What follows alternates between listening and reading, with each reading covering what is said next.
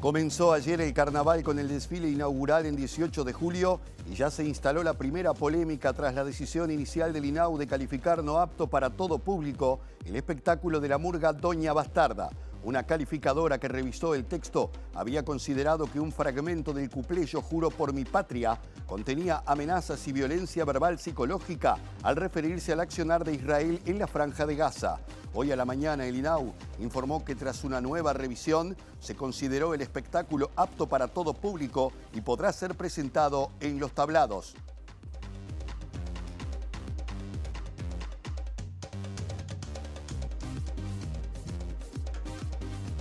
¿Qué tal? Buen mediodía. Estamos dando comienzo a esta edición informativa de MBD Noticias por la pantalla de TV Ciudad con 29 grados de temperatura a esta hora en la zona sur del país, con tiempo que se presenta con cielo claro y algo nuboso, algo ventoso también, con vientos que están soplando del sector este a 20 y 40 kilómetros en la hora, con rachas de 50 y 60 según el INUMET. La máxima pronosticada para hoy es de 31 grados y les informamos lo que está pasando en las calles de Montevideo a través del informe del Centro de Gestión de Movilidad. Habrá cortes en la calle Francia entre Grecia y Chile de 9 a 14 horas por carga y descarga. Beirut entre Lucerna y Siria de 10 a 14 horas por carga y descarga. Y en Venezuela entre Francisco Acuña de Figueroa y Arturo Lezama de 7 a 17 horas por tareas de hormigonado. Bien, y luego de ese panorama de las calles de Montevideo nos vamos a los titulares de esta edición informativa.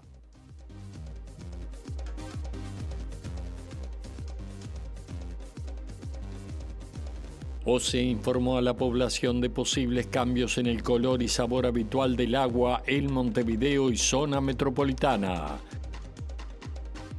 Trabajadores tercerizados del Ministerio de Desarrollo Social denunciaron el atraso en pago de sueldos, salario vacacional y aguinaldo, entre otros incumplimientos.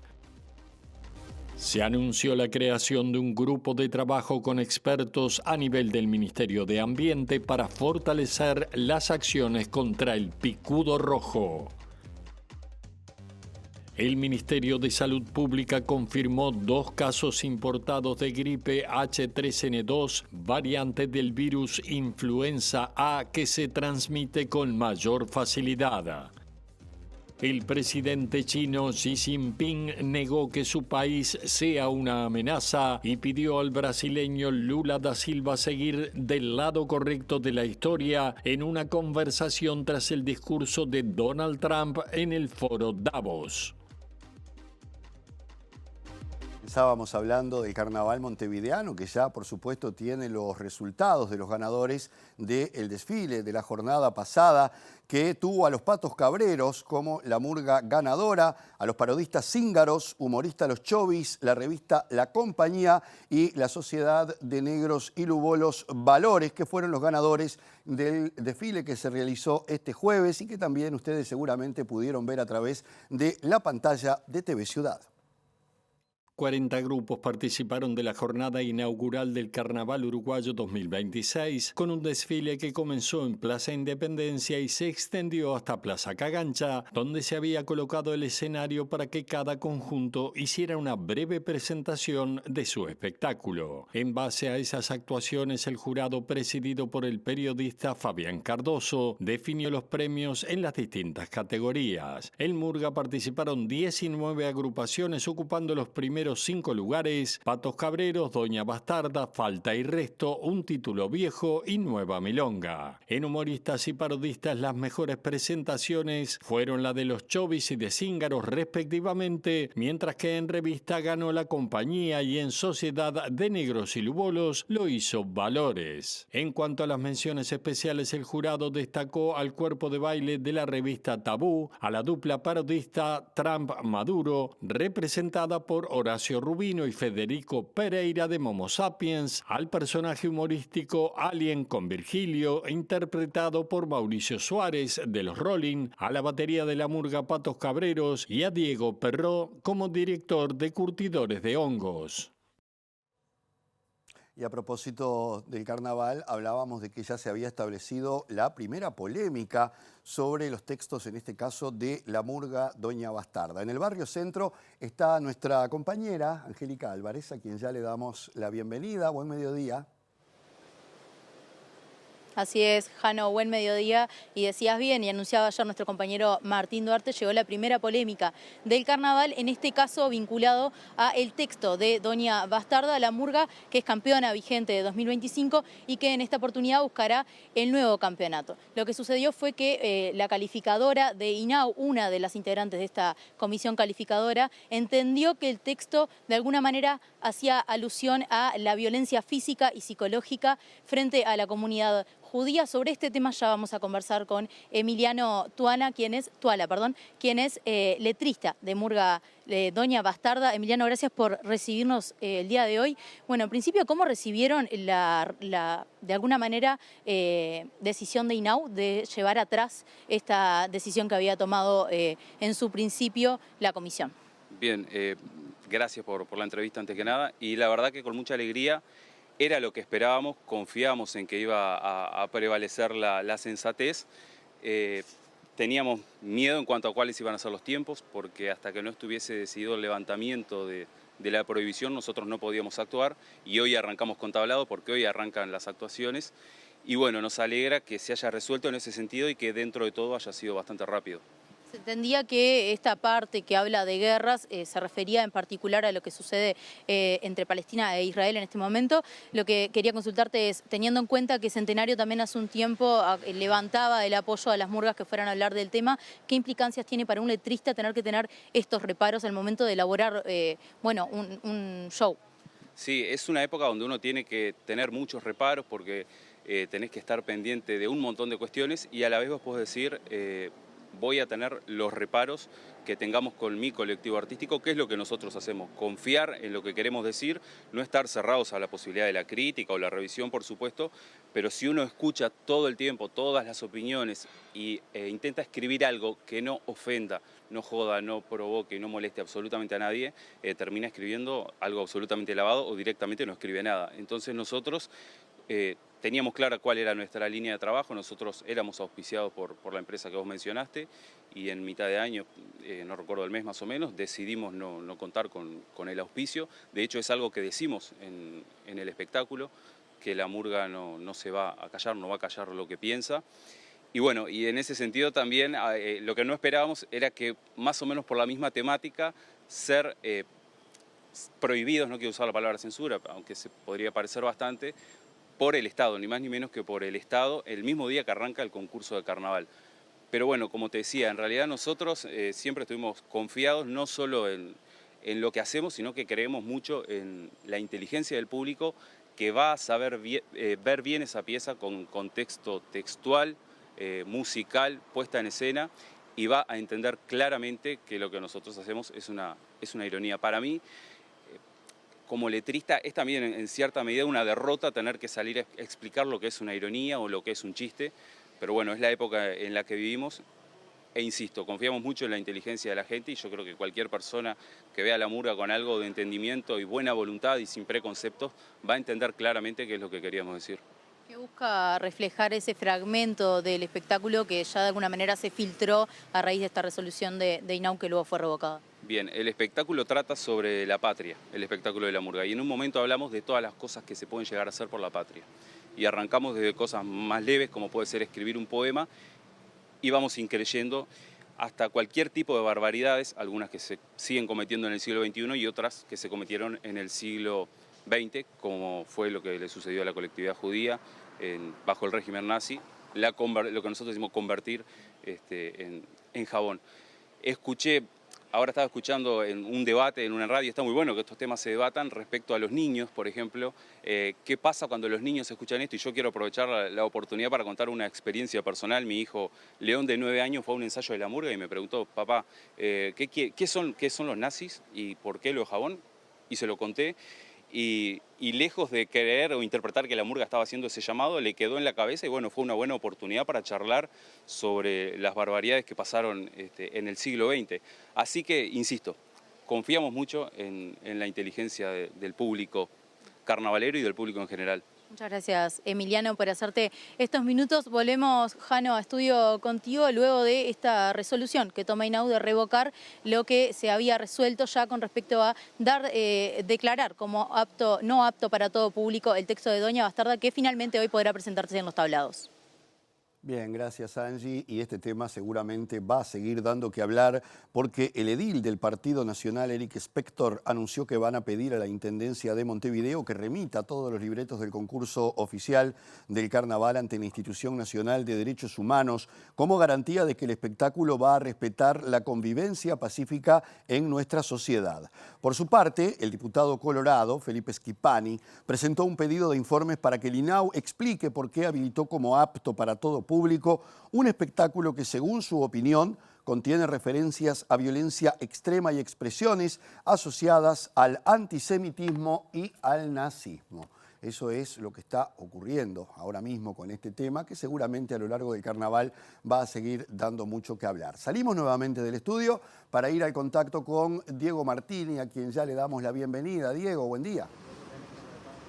¿Qué tal, Alejandro? Buen día para vos todas y todos. Así es, y estamos en la plazoleta Joaquín Suárez y vamos a hablar de la continuidad del operativo Calle que lleva adelante la policía de nuestro país. Estamos con el subjefe de Policía de Montevideo, Carlos Rodríguez, a quien le agradecemos por estos minutos. Bueno, ¿cómo se implementa este programa Calle? Buen mediodía a toda la teleaudiencia. Bueno, hablamos de una continuidad, en realidad. Si bien ahora el operativo se llama Operativo Calle, todo comenzó con el operativo Frío Polar. Aquí siempre es dentro de lo que corresponde a la ley 19.120, que es la ley de faltas, en la cual no podemos permitir que ninguna persona esté en situación de calle, la misma esté ocupando espacios públicos, armando su carpa o durmiendo en distintas partes de la ciudad, como lo vemos a diario, por decirlo de alguna manera. Bueno, este operativo comenzó todo lo que refiere a la parte de Ciudad Vieja, Cordón, Centro, Barrio Sur y Palermo, y sin duda alguna mantener una continuidad a todo aquello que refiere a la capital de nuestro país. ¿En qué horarios más o menos es que ustedes recorren la ciudad? Se arranca a primera hora de la mañana, donde se hace todo el recorrido. Allí se invita a las personas, se lo notifica que no pueden estar en esos espacios de acuerdo a la ley de faltas. Suben a nuestro ómnibus, se les permite sí llevar obviamente las pertenencias, su vestimenta, no así lo que refiere a sillones, cartones, carpas o otros elementos. ¿Mascotas sí? Mascotas sí, mascotas sí. Esos otros elementos se lo cargan en un camión y obviamente se los lleva a la usina de Felipe Cardoso. Bien. ¿Cómo es la instancia en la que se encuentran obviamente con las personas en situación de calle y se dialoga previamente a explicarles esta situación? Sin duda alguna hay un abordaje. Nos hemos encontrado con personas con adicciones a distintos tipos de sustancias, personas con problemas de salud mental y algunos que recientemente han logrado la libertad después de estar años o tiempo en un centro de privación de libertad, en una cárcel. ¿Cómo llegan a los espacios? ¿Ustedes reciben información por parte de la ciudadanía, que hace un llamado, hacen un recorrido y se van encontrando con estas situaciones? Aparte del llamado justamente por parte de la ciudadanía, dentro de esa continuidad es el patrullaje diario, de los cuales los policías pasan por determinada zona. En la tarde y noche se informa al jefe de operativo y al día siguiente a primera hora se recurre a esos lugares. ¿Suele pasar que ustedes quizá levantan un campamento o un conjunto de personas que están en un lugar y después vuelven esas personas a ese lugar? Bueno, al momento no se ha dado a ese lugar específicamente o esa cantidad de personas que se levantan en su lugar que vuelvan al mismo. Porque volvemos a repetir, son notificados y saben que al otro día o al día siguiente o a las horas la policía estará por allí nuevamente. ¿De cuántos efectivos estamos hablando que están destinados a esta tarea? Estamos hablando, en este caso no hablamos solamente de la Jefatura de Policía de Montevideo, tenemos el apoyo de la Dirección Nacional Guardia Republicana, de la Dirección Nacional de Bomberos, un promedio entre 45 y 50 efectivos. Aquí es importante destacar que después que se levantan las pertenencias y residuos que las personas tienen allí en lugar, lo que hace la Dirección Nacional de Bomberos es un barrido, una limpieza del lugar, para que obviamente allí las personas puedan circular o comerciantes o vecinos puedan disfrutar de un lugar limpio. Aprovecho a consultarle por otros operativos que se están desarrollando en la ciudad, vinculados sobre todo, y ayer hacía referencia el ministro, bueno, a desarticular, sobre todo motos que están de forma irregular, que muchas veces después se terminan utilizando con fines delictivos. Bueno, el operativo Ñandubay, al cual refiere justamente, se está viendo el impacto en Montevideo y a nivel país de la cantidad de ciclomotores que están siendo incautados, justamente las personas saben, muchas de ellas, que están en infracciones hasta que pasan, hasta que la policía los para y carecen de algún tipo de documentación correspondiente a la misma. Y están en un gran volumen, están pagando esas multas y algunos de esos ciclomotores obviamente están en nuestros predios policiales a espera de que la persona pague la multa y la levante. Bien, así viene siendo un operativo entonces exitoso de alguna manera. Sumamente exitoso sin duda alguna. Le agradezco por estos minutos. Las órdenes. Volvemos entonces, Alejandro, con esta información desde acá de la plazoleta Joaquín Suárez. Gracias, Diego. Y ahora pasamos a otro tema que tiene que ver con la evolución de la plaga del picudo rojo, porque el Ministerio de Ambientes dio detalles del trabajo del grupo asesor que fue creado para fortalecer las acciones de lucha contra esta plaga. Este equipo de expertos ya viene trabajando desde junio del año pasado y asesora técnicamente al gobierno para paliar los efectos y el avance de esta plaga que ha destruido miles de palmeras en todo el territorio nacional.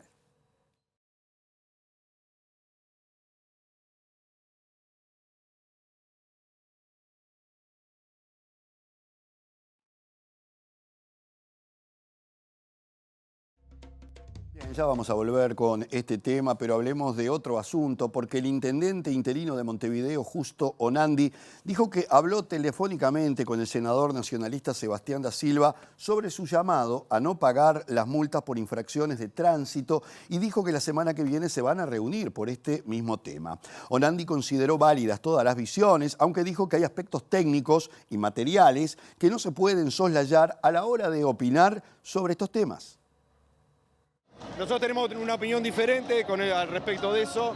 Él tiene su opinión, la ha dado, es válida como opinión. Yo el día de ayer tuve una conversación telefónica con él y quedamos de conversar la semana que viene, intercambiar. Yo creo que todos tenemos derecho a pensar y tener una opinión, pero bueno, hay temas a veces relacionados a la fiscalización, a la seguridad vial, que exceden más allá de una opinión. Hay temas técnicos que tenemos que llevar adelante. Hay temas de experiencia en la reducción de siniestros fatales de tránsito que ha llevado adelante toda una política de estos años que me parece que tenemos que mantener. Bien, y ahora pasamos a temas de salud, porque el Ministerio de Salud Pública informó que hay 2 casos importados de gripe H3N2, variante del virus influenza A, que se transmite con mayor facilidad que otros. La cartera espera adelantar la campaña de vacunación contra la gripe para el mes de marzo. Los casos corresponden a 2 personas que regresaron de Finlandia y Estados Unidos. Se identificó por primera vez en nuestro país, en el caso de 2 personas, la variante H3N2. Se trata de personas, una de ellas que llega de viaje y la otra que tiene contacto con alguien que estuvo de viaje, por lo tanto tiene un nexo también con el exterior. Esto es una definición en realidad epidemiológica de si tenemos circulación ya comunitaria o no. Todavía podríamos definir que no la tenemos, pero es de esperar que el virus comience a circular por cómo se está comportando en el norte del hemisferio, sabiendo que en general esta nueva cepa de la gripe se caracteriza por empezar a circular previo al invierno. Es igual a cualquier virus de la gripe. Los síntomas respiratorios, sobre todo los síntomas generales, corporales, la fiebre. En cuanto a lo que la distingue de esta nueva cepa es el periodo del año en el que circula y se caracteriza no solo por esto, sino que sobre todo los grupos de personas más susceptibles, eso es de acuerdo a lo que se ha observado en otros países, son los niños y las personas adultas mayores. Ya todos los trámites están hechos para adelantar la llegada de la vacuna para esta nueva cepa. Esperamos poder lanzar la campaña de vacunación en el mes de marzo, lo cual es bastante anticipado con respecto al mes anterior. La detección de los casos concuerda con la alerta de la Organización Mundial de la Salud, que advierte sobre un aumento acelerado de la circulación del subtipo. Algunas de las medidas para reducir el contagio son el lavado frecuente de manos, el uso de tapabocas en espacios cerrados y la ventilación de ambientes. Bien, y ahora hablemos del agua, porque OCE informó a la población de posibles cambios en el color y sabor habitual del agua de Montevideo y la zona metropolitana. Esto es debido a las intensas lluvias de hace pocos días que generaron un aumento de materia orgánica proveniente de sedimentos por encima de lo normal. Esto ha generado que el agua bruta a potabilizar en la planta de aguas corrientes tenga un color distinto, pero según el organismo no hay una afectación para la salud y ya se encuentran trabajando para normalizar el servicio. Ahora pasamos a otros temas porque trabajadores tercerizados del Ministerio de Desarrollo Social denunciaron a través del gremio Sutiga el atraso en pago de sueldos, salario vacacional y aguinaldo, entre otros incumplimientos. El dirigente sindical Diego Andrada adelantó que la semana que viene se van a reunir con el MIDES en busca de soluciones para revertir lo que entienden es una precarización en el sector. Estamos movilizados, organizándonos nuevamente, porque tenemos compañeros todavía sin cobrar algunas cuestiones como el aguinaldo, los salarios vacacionales, liquidaciones por egreso y algunos sueldos también. Y nada, estamos en verano, casi terminando enero.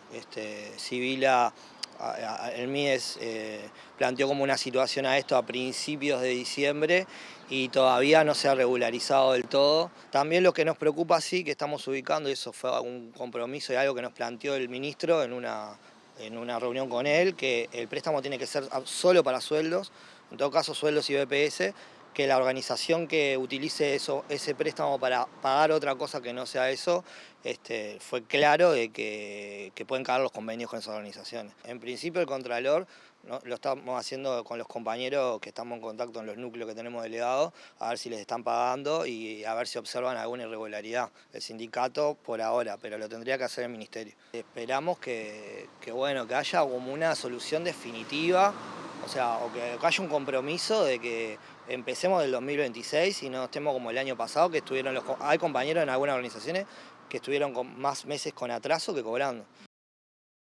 Y hablábamos hace instantes de los efectos devastadores que tiene la presencia del picudo rojo para las palmeras de nuestro país. El Ministerio de Ambiente dio detalles del trabajo del grupo asesor que fue creado justamente para fortalecer las acciones en la lucha contra esta plaga. Ese grupo está conformado por la universidad, por gente de la universidad, de distintas facultades, la Facultad de Ciencias, la Facultad de Química, la Facultad de Agronomía, o sea, el CURE, y los técnicos del Ministerio de Ambiente, del Ministerio de Ganadería y Agricultura, Dirección Forestal, el SINAE, OPP, y son los que han determinado un poco los protocolos de actuación ante el avance del picudo. ¿Cómo viene siendo hasta ahora la propagación de la plaga? Trascendió, por ejemplo, que llegó a Rocha, ¿es así? No, aún a Rocha no lo hemos detectado, ha llegado a José Ignacio. En base a eso y a lo que establece el protocolo, tenemos una zona buffer definida en la cual se ponen trampas de ferormonas a los efectos de detectar si el picudo llega o no llega. Este grupo lo que hace es darnos los elementos científicos de actuación, y es el que ha determinado que se determinen 3 zonas en el país. Digo, una zona que está el picudo atacando, que Montevideo, Canelones fundamentalmente. La determinación de una zona buffer a los efectos de detectar si el picudo avanza o no avanza, y después la otra zona que está libre de picudo, en la cual se determinaron pautas de actuación rápida a los efectos de evitar que la plaga se propague. Bien, volvemos a salir del estudio y nos vamos para arriba porque desde las alturas de Montevideo nos está convocando Eduardo Delgado. Eduardo, buen mediodía.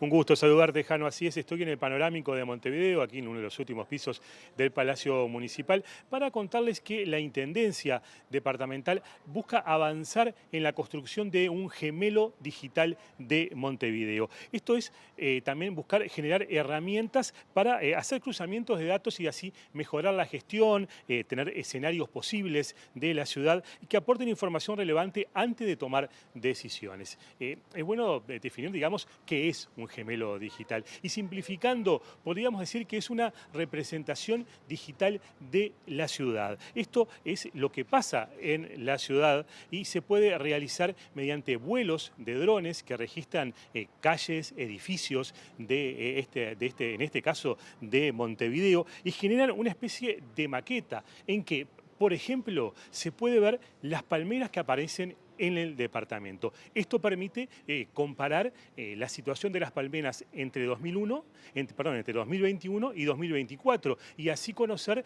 cómo ha incidido el picudo rojo en las palmeras del departamento. Pero también permite otros innumerables cruces de información, como por ejemplo cómo ha afectado las lluvias los diferentes barrios de Montevideo con el paso de los años.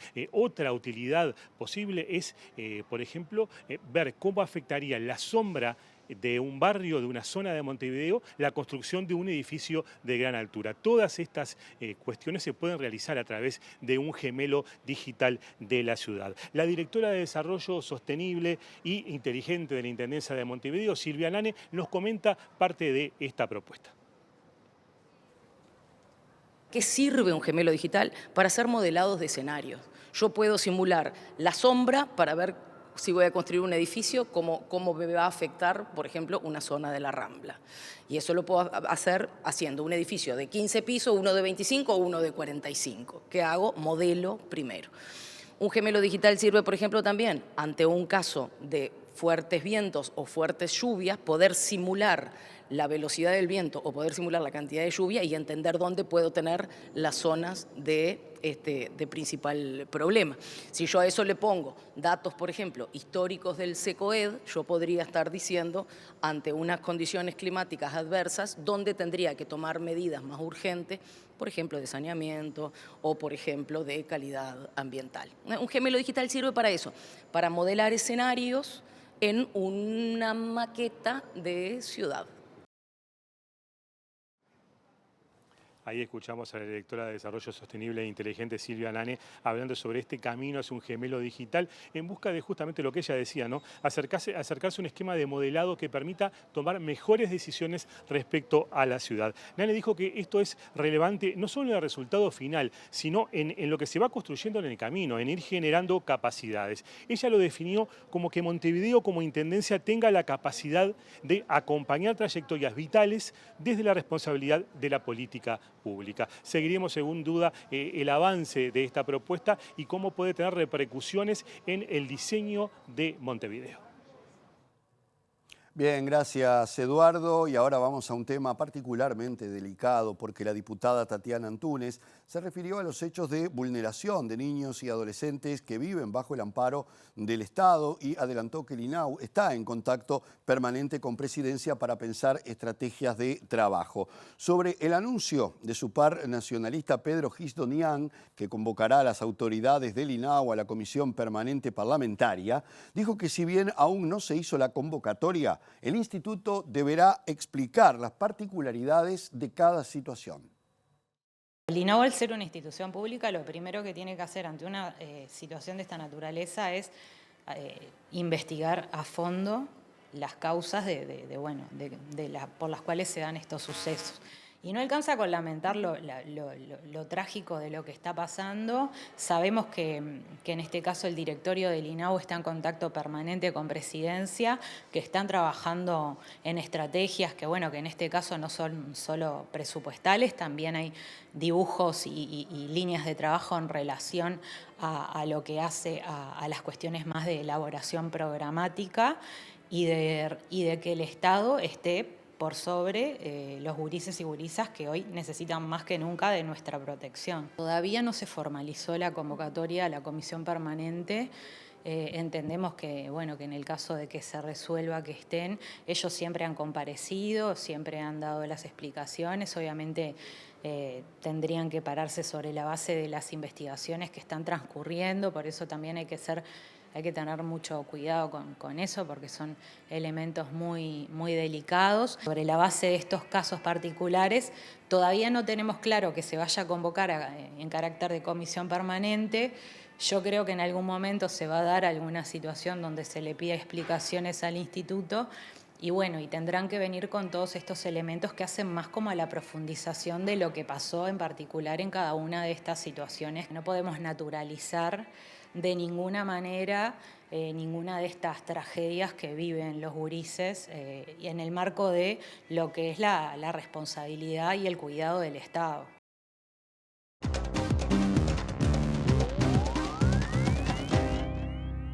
Bien, y ahora nos metemos en el complejo panorama internacional porque el presidente chino Xi Jinping negó que su país sea una amenaza y pidió este viernes a su homólogo brasileño Lula da Silva que ambas naciones sigan del lado correcto de la historia en una conversación telefónica que mantuvieron tras el discurso dado por el presidente de Estados Unidos, Donald Trump, en el Foro Económico de Davos, donde, entre otras cosas, presentó la Junta de Paz para Gaza, muy cuestionada en algunos sectores, ya que se entiende que podría interferir con los verdaderos roles de las Naciones Unidas. Según informó el Ministerio de Exteriores chino en un comunicado, Xi Jinping subrayó que ante un contexto internacional turbulento, China y Brasil como miembros destacados del llamado Sur Global deben actuar como fuerzas constructivas para salvaguardar la paz y la estabilidad internacionales y contribuir a la reforma y mejora del sistema de gobernanza global. El mandatario chino rechazó asimismo las acusaciones externas contra Pekín y sostuvo que la supuesta amenaza china es totalmente infundada, al tiempo que criticó la práctica de fabricar pretextos para buscar beneficios egoístas en referencia indirecta a las recientes declaraciones de dirigentes occidentales sobre la expansión china en la región ártica y Groenlandia. Xi Jinping defendió también la necesidad de proteger los intereses comunes de los países en desarrollo y de preservar el papel central de Naciones Unidas, instando a defender la equidad y la justicia internacionales en una velada referencia a la Junta de Paz impulsada por Donald Trump, que ha sido vista como un intento por minar el rol de Naciones Unidas. Aunque tanto China como Brasil han sido invitados a unirse al nuevo grupo, ninguno de los dos líderes ha confirmado su participación, mientras que el ex canciller y asesor especial de Lula, Celso Amorim, expresó al medio brasileño O Globo su escepticismo con la Junta de Trump al asegurar que podría representar una revocación de las Naciones Unidas. El presidente brasileño Lula da Silva coincidió en destacar el papel de China y Brasil como defensores del multilateralismo y del libre comercio y abogó por una mayor coordinación para reforzar la autoridad de Naciones Unidas, fortalecer la cooperación en el seno de los BRICS y contribuir a la estabilidad regional y global. Bien, y hasta aquí la edición informativa del mediodía de MBD Noticias. Nos vamos, pero los invitamos no solo a seguir en la pantalla de TV Ciudad, sino a reencontrarnos con la información en la edición central. Hasta luego.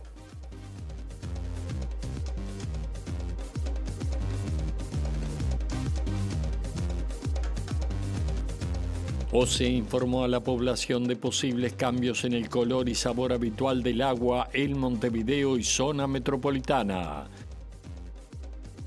Trabajadores tercerizados del Ministerio de Desarrollo Social denunciaron el atraso en pago de sueldos, salario vacacional y aguinaldo, entre otros incumplimientos.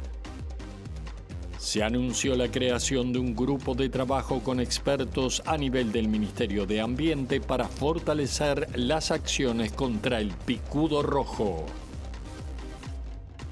El Ministerio de Salud Pública confirmó 2 casos importados de gripe H3N2, variante del virus influenza A que se transmite con mayor facilidad. El presidente chino Xi Jinping negó que su país sea una amenaza y pidió al brasileño Lula da Silva seguir del lado correcto de la historia en una conversación tras el discurso de Donald Trump en el Foro Davos.